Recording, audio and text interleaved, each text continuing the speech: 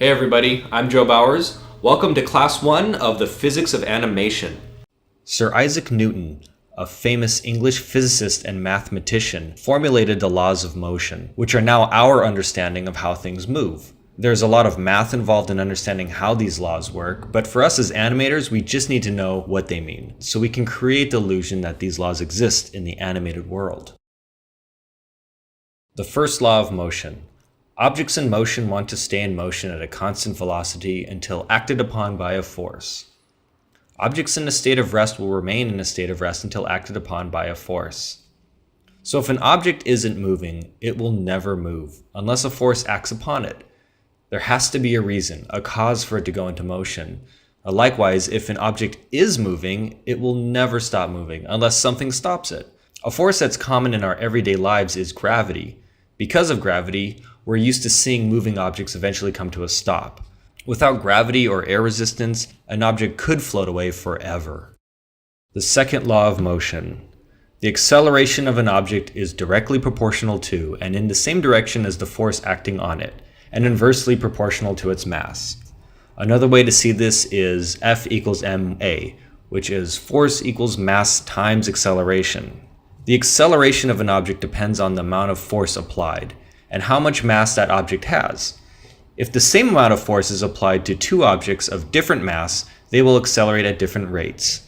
The object with more mass, more density, will accelerate slower. This guy is going to have a harder time moving this block than this guy, assuming their size says anything about their strength. A small object, moving incredibly fast, can have as much force as a slower moving object with more mass. Think of a speeding bullet and an angry elephant charging at you. Both carry with them a lot of force. The bullet because it's moving incredibly fast, and the elephant because it has a lot of density. What about an elephant moving faster than a speeding bullet?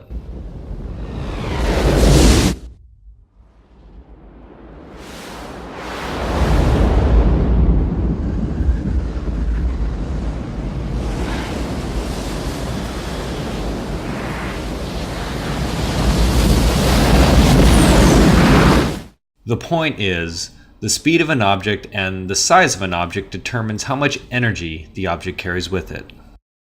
The third law of motion. For every action, there's an equal and opposite reaction.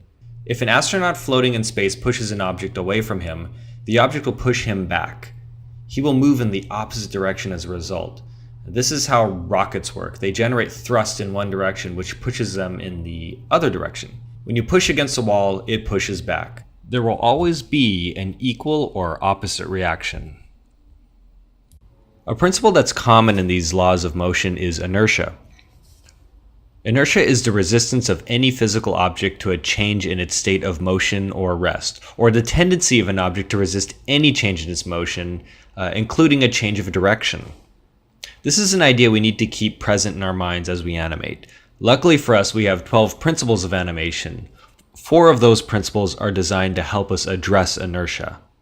Those principles are acceleration, deceleration, squash and stretch, drag and overlap, and arcs. Acceleration.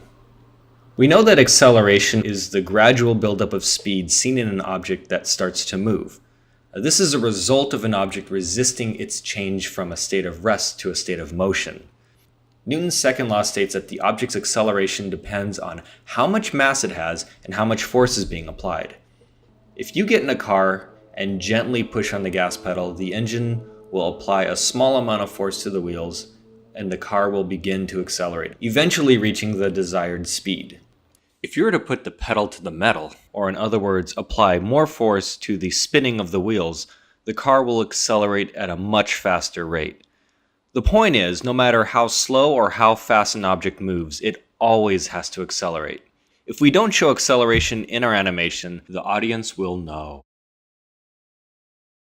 Once our car is moving, according to the first law of motion, it is not going to stop. We know that gravity alone is eventually going to stop the vehicle. If you turn off the engine, the friction of the wheels on the ground will in time bring it to a stop.